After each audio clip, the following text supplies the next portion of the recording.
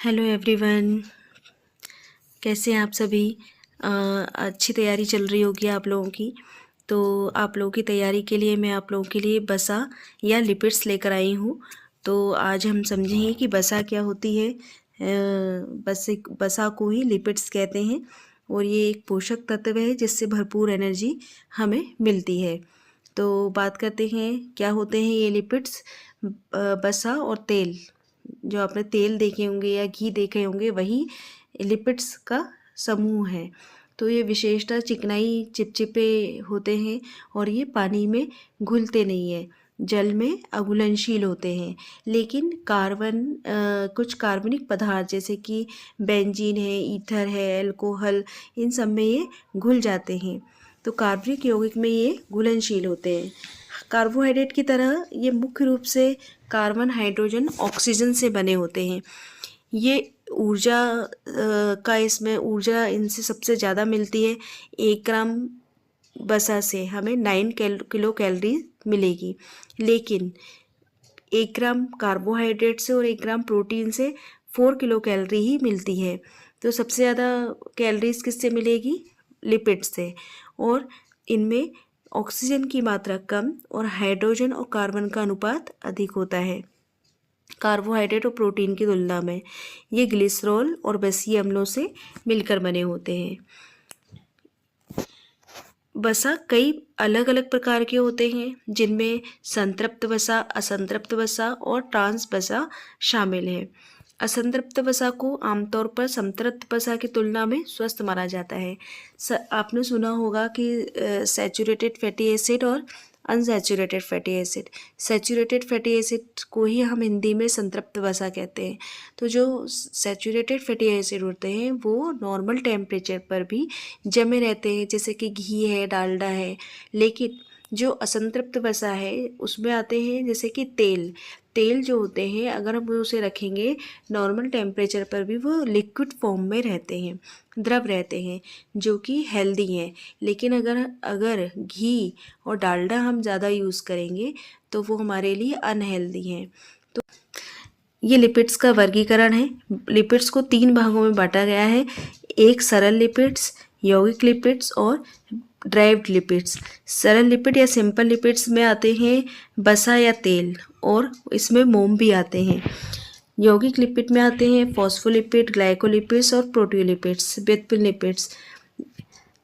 सरल लिपिड्स वो होते हैं जो कि 3 फैटी एसिड जिसमें होते हैं और वो ग्लिसरॉल से जुड़े रहते हैं। जैसे कि 3 अगर सिंपल लिपिड हैं तो उन्हें कहेंगे ट्राइग्लिसराइड्स। इसका मतलब है कि बसा में 1 से अधिक प्रकार के फैटी एसिड मौजूद होते हैं, जैसे कि खाना पकाने के तेल और मक्खन। तो सरल लिपिड भोजन और शरीर की वसा का 98% से अधिक भाग बनाते हैं। सरल लिपिड वसा और तेल होते हैं जो कि ग्लिसरॉल और फैटी एसिड से बने होते हैं।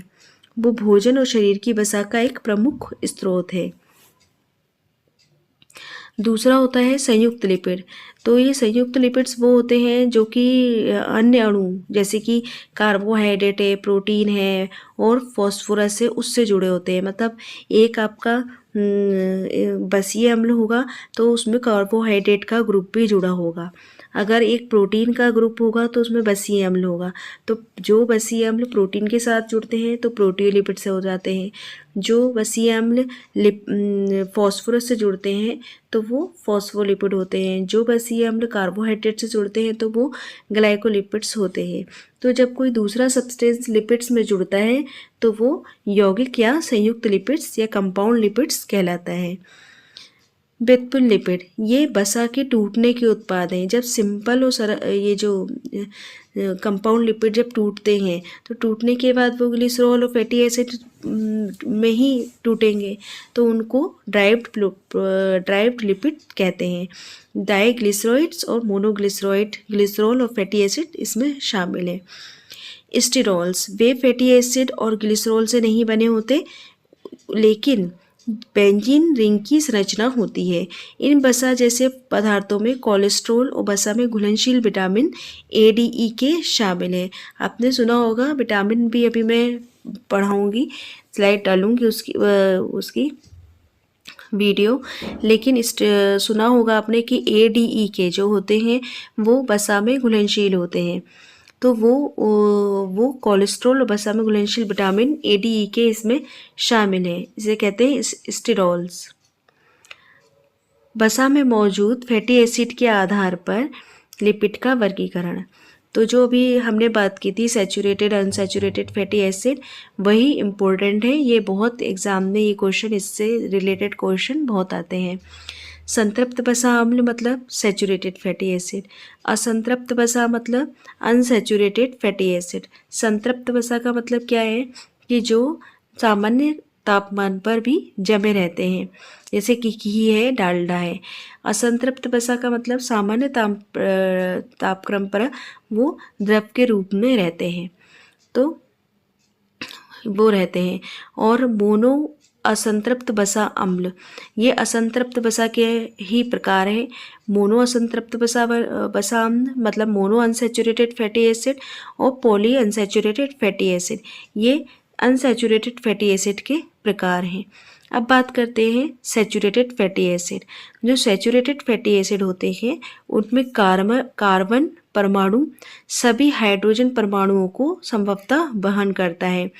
उसके पास कार्बन परमाणुओं के बीच एकल बंधन होते हैं, मतलब जो केमिकल जो उसका स्ट्रक्चर होता है, संरचना होती है, तो जो कार्बन बॉन्ड होते हैं उसमें केवल सिंगल बॉन्ड होता है, और जो सिंगल बॉन्ड से बंधे रहते हैं वो सैचुरेटेड फैटी एसिड होते हैं। मतलब सिंगल बॉन्ड होने के कारण वो रूम टेम्परेचर पर भी जमे रहते हैं। तो इसीलिए जो सैचुरेटेड फैटी एसिड है वो पशुओं में, वसा और पौधों में भी पाए जाते हैं। जैसे कि नारियल है, नारियल हमें पौधों से प्राप्त होता है, लेकिन नारियल का तेल रूम टेम्परेचर पर जम जाता है, तो उसमें कौन से फैटी एसिड हैं? उसमें सैचुरेटेड फैटी एसिड है। हालांकि वनस्पति तेलों में संतृप्त वसा अम्लों का अत्यधिक उच्च प्रतिशत होता है, तो वे ठोस होते हैं।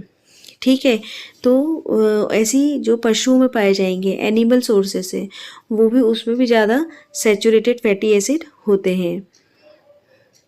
अब बात करते हैं असंतृप्त वसा अम्ल, unsaturated fatty acid. Unsaturated fatty acid में कार्बन परमाणुओं के बीच दोहरे बंधन होते हैं। जो सैचुरेटेड फैटी एसिड थे उसमें हमने बात की थी कि उसमें सिंगल बॉन्ड से जुड़े रहते हैं कार्बन एटम, और जो अनसैचुरेटेड फैटी एसिड है उसमें डबल बॉन्ड होते हैं कार्बन एटम में। तो ये जो दोहरे बंधन से जुड़ा रहता है, इसीलिए ये लिक्विड फॉर्म में रहते हैं। तो इसको दो भागों में बांटा गया है, एक होता है मोनो अनसैचुरेटेड फैटी एसिड, दूसरा होता है पॉली अनसैचुरेटेड फैटी एसिड। जो मोनो अनसैचुरेटेड फैटी एसिड होते हैं जिसमें कि अम्लों में एक दोहरा बंधन होता है, ठीक है, मोनो का मतलब एक ही दोहरा बंधन होगा। दूसरा होता है पॉली अनसैचुरेटेड फैटी एसिड कि जिसमें अम्लों में एक से अधिक दोहरे बंधन होते हैं। अब जो मोनो अनसैचुरेटेड फैटी एसिड है जिसे हम कहेंगे म्यूफा, इसमें जो होता है कार्बन, इसमें कार्बन परमाणुओं के बीच एक या अधिक दोहरे बंधन होते हैं। तो इसके जो एग्जाम्पल हैं वो है ओलिक एसिड, यह म्यूफा का सबसे आम प्रकार है। ये जैतून का तेल, एवोकाडो का तेल, बादाम जैसे खाद्य पदार्थों में पाया जाता है। ओलिक एसिड हृदय रोग के खतरे को कम करने में और इंसुलिन संवेदनशीलता में सुधार करने के लिए मदद करता है। पामेटिक एसिड में भी एक ही प्रकार का एक ही डबल बॉन्ड होता है, तो ये मांस, डेयरी उत्पादों, पौधों के तेलों में भी पाया जाता है, कुछ तेलों के पौधों में। पामेटिक एसिड में एंटी इन्फ्लेमेटरी गुण होते हैं और ये त्वचा के लिए बहुत अच्छा होता है, उसको स्वस्थ बनाने के लिए बहुत महत्वपूर्ण होता है। तीसरा होता है वैकेनिक एसिड, ये म्यूफा, डेयरी उत्पादों और कुछ पौधों के तेलों में पाया जाता है। वैकेनिक एसिड में एंटी कैंसर भी गुण होते हैं, यह इम्यूनिटी के लिए बहुत अच्छा होता है। उदाहरण के लिए मूंगफली के तेल में, जैतून के तेल में, मक्के के तेल में ये पाया जाता है, ज़्यादातर वनस्पति तेलों में मिलता है। और उसके अपवाद भी होते हैं कि उदाहरण के लिए मछली के तेल में मोनो और पॉली अनसैचुरेटेड फैटी एसिड होते हैं और ये तरल होता है। मतलब ऐसा भी नहीं है कि सब में दोनों में, मछली के तेल में दोनों भी पाए जाते हैं, वो लिक्विड भी होता है। तो ये था हमारा मोनो अनसैचुरेटेड फैटी एसिड मतलब म्यूफा। हाँ, म्यूफा के जो समृद्ध खाद्य पदार्थों में शामिल है वो है जैतून का तेल, एवोकाडो का तेल, बादाम, मूंगफली का तेल, कनेला ऑयल और तिल का तेल, सूरजमुखी का तेल, मछली, मांस, डेयरी उत्पाद। ये ध्यान रखना महत्वपूर्ण है कि म्यूफा भी कैलोरी में उच्च होते हैं, तो इन्हें संयम से हमें खाना चाहिए। अब पॉलीअनसैचुरेटेड फैटी एसिड जिसे कहते हैं प्यूफा या अनसंतृप्त वसा, जो कि बहुत फ़ायदेमंद होती है। तो इसमें आते हैं ओमेगा 3 फैटी एसिड। यह प्यूफा का एक प्रकार है जो मछली के तेल, अलसी के तेल और अखरोट जैसे खाद्य पदार्थों में पाया जाता है। ओमेगा 3 फैटी एसिड हृदय रोग के खतरे को कम करने, मस्तिष्क के कार्य को बेहतर बनाने और सूजन को कम करने में मदद करता है। ओमेगा 3 फैटी एसिड के 3 प्रमुख कार्य हैं। सबसे पहले आता है इसमें अल्फा लिनोलेनिक एसिड। ओमेगा 3 के 3 प्रकार होते हैं, वो सबसे पहले है अल्फा लिनोलेनिक एसिड। यह ओमेगा 3 फैटी एसिड का एक प्रकार है जो अलसी के तेल में, अखरोट में, कनोला ऑयल जैसे खाद्य पदार्थों में पाया जाता है। ये एसेंशियल फैटी एसिड भी होते हैं। ये एक तो होते हैं एसेंशियल फैटी एसिड, 3 होते हैं। एक होता है लिनोलेनिक एसिड, एक होता है लिनोलीक एसिड, तीसरा होता है आर्किडोनिक एसिड। और ये तीनों किस में पाए जाते हैं? ओमेगा 3 और ओमेगा 6 में पाए जाते हैं। और कौन से खाद्य पदार्थों में होते हैं? जैसे कि मछली का तेल है, अखरोट है, इनमें omega 3, omega 6 essential fatty acid पाए जाते हैं। तो ये क्वेश्चन एग्ज़ाम में पूछा जाता है कि एसेंशियल फैटी एसिड कौन से हैं, या ओमेगा 3 जो है वो किस में पाया जाता है, अखरोट में होता है या मछली में होता है, ओमेगा 6 किस में पाया जाता है। तो इसलिए हमें ये समझना बहुत ज़रूरी है कि अल्फा लिनोलेनिक एसिड ALA ये ओमेगा 3 फैटी एसिड का एक प्रकार है जो अलसी के तेल, अखरोट और कनोला ऑयल में पाया जाता है। तो ALA को शरीर द्वारा EPA और DHA में परिवर्तित किया जा सकता है।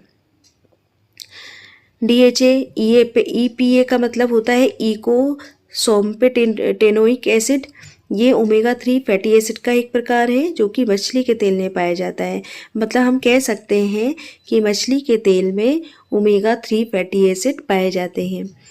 EPA हृदय के रोग को कम करने में, खतरे को कम करने में, जिसे ब्लॉकेज होंगे, तो अगर हम उसको अनसैचुरेटेड फैटी एसिड ओमेगा 3 देंगे तो उसके ब्लॉकेज भी वो हटाने में, बैड कोलेस्ट्रॉल को हटाने में भी मदद करते हैं। सेकेनोइक एसिड DHA हेक्सोनिक एसिड ये ओमेगा 3 फैटी एसिड का एक प्रकार है जो मछली के तेल में पाया जाता है। ये भी DHA जो होता है मस्तिष्क के विकास और कार्य के लिए बहुत महत्वपूर्ण है। तो ये थे हमारे ओमेगा 3 के फैटी एसिड के प्रकार। अब ओमेगा 6 फैटी एसिड ये प्यूफा का एक प्रकार है जो मक्के के तेल, सूरजमुखी के तेल और सोयाबीन के तेल जैसे खाद्य पदार्थों में पाया जाता है।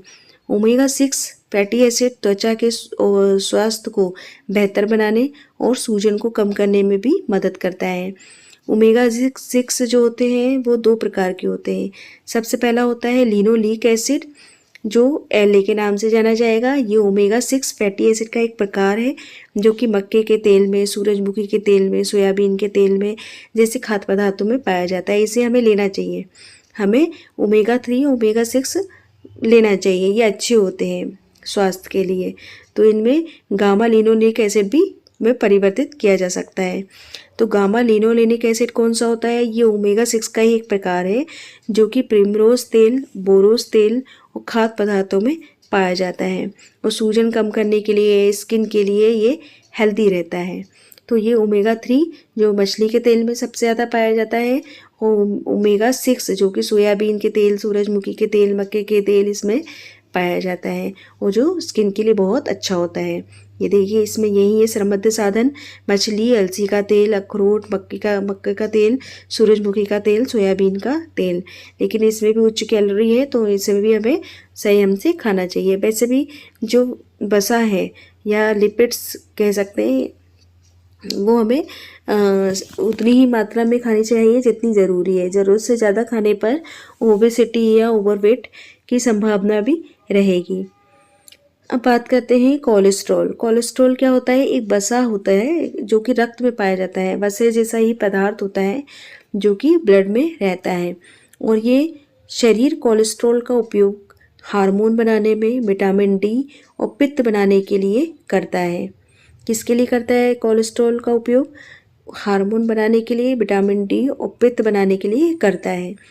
सामान्य मानव में 150 से 200 मिलीग्राम पर 100 ml ब्लड होता है। मतलब अगर हम 100 ml ब्लड लेंगे तो उसमें 150 से 200 मिलीग्राम तक कोलेस्ट्रॉल का लेवल रहेगा, जो कि सामान्य है। लेकिन इससे ज़्यादा बढ़ जाने पर ब्लड कोलेस्ट्रॉल के थक्के ब्लड में मिल जाएंगे, धमनियों में जम जाएंगे। इससे ज़्यादा कोलेस्ट्रॉल नहीं होना चाहिए बॉडी में। तो कोलेस्ट्रॉल दो प्रकार का होता है। एक तो होता है एलडीएल। एलडीएल का मतलब होता है लो डेंसिटी लाइपोप्रोटीन, मतलब खराब कोलेस्ट्रॉल होता है ये, और धमनियों में जम जाता है और हृदय रोग का खतरा बढ़ाता है। दूसरा होता है एसडीएल, हाई डेंसिटी लाइपोप्रोटीन। ये अच्छा कोलेस्ट्रॉल माना जाता है जो कि बैड कोलेस्ट्रॉल को हटाने में मदद करता है। तो ये जो एसडीएल है वो हमें आहार से मिल सकता है। और उच्च कोलेस्ट्रॉल के बढ़ने के भी कई कारण हो सकते हैं, जैसे कि आहार है। अब हम खाना खा रहे हैं तो उसमें घी, डालडा, बैड कोलेस्ट्रॉल का हम ज़्यादा उपयोग कर रहे हैं। जैसे कि पिज़्ज़ा, बर्गर, जंक फूड खा रहे हैं, उसमें भी हाई लेवल बैड कोलेस्ट्रॉल होता है। तो खाने के कारण भी कोलेस्ट्रॉल बढ़ जाता है। कुछ हेरिडिटी की प्रॉब्लम भी होती है। अगर हेरिडिटी में है, कोलेस्ट्रॉल पहले से ही है हेरिडिटी में, तो आगे की जनरेशन को भी कोलेस्ट्रॉल बढ़ता है।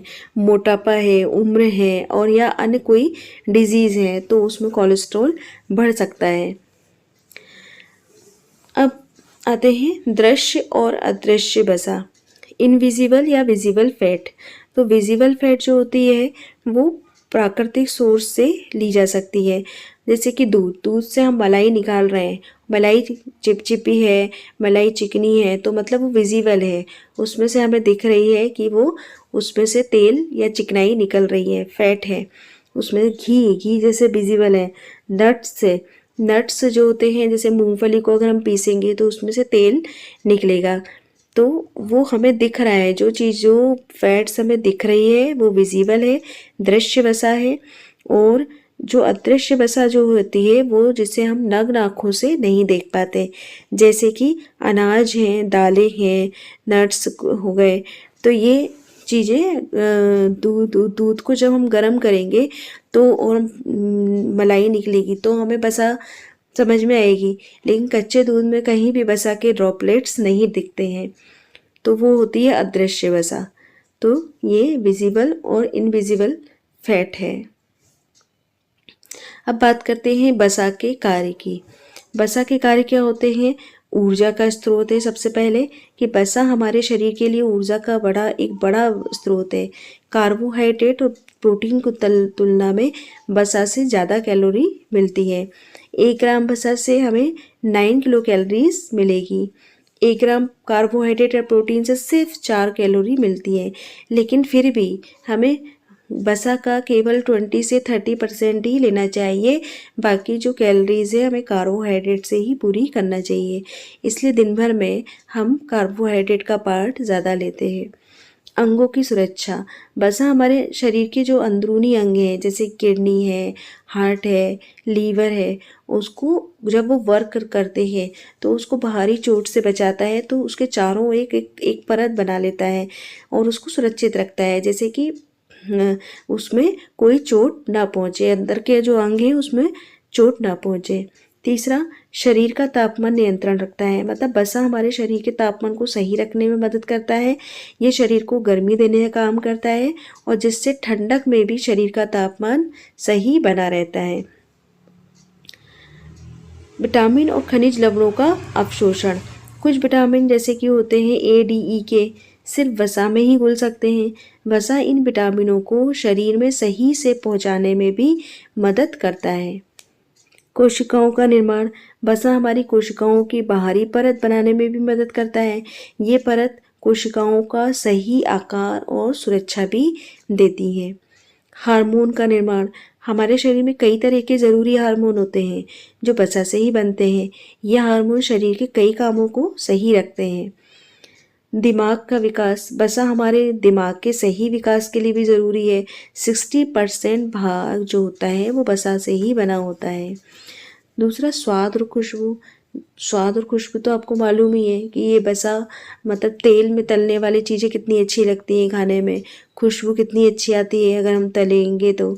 रोटी में घी लगाने से उसकी अलग ही स्वाद उसका बढ़ जाता है। तो ये स्वाद और खुशबू भी के लिए भी अच्छी है। पेट को भरा हुआ महसूस करवाना, मतलब अगर कोई फैटी फूड खा ली है, जैसे समोसा खाया, कचौड़ी खाई या पूड़ी पराठे खाए, तो आपको बहुत देर तक अपना पेट भरा हुआ लगेगा। क्यों? क्योंकि वसी युक्त अगर हमने बहुत सारे भोजन किया है या गरिष्ठ भोजन कहिए उसको किया है, तो काफ़ी देर तक हमारे पेट में टिका रहता है और उसको पचने में बहुत टाइम लगता है। और जब पचने में टाइम लगेगा तो वो भूख नहीं लगती है। त्वचा और बालों के लिए भी ज़रूरी। तो वसा हमारी त्वचा और बालों के लिए बहुत ज़रूरी है। हमारे त्वचा से एक अलग ही तेल निकलता है जो कि त्वचा को हमेशा चिकना बनाए रखता है, खुरदुरी नहीं हो पाती है त्वचा। अगर किसी पर्सन में वसा की कमी हो जाएगी, लिपिड्स की कमी हो जाएगी, तो त्वचा बिल्कुल खुरदुरी हो जाती है। तो इस तरह से वसा कितनी ज़रूरी है, मतलब उसका सही उचित मात्रा में उपयोग हमारे लिए बहुत ज़रूरी है।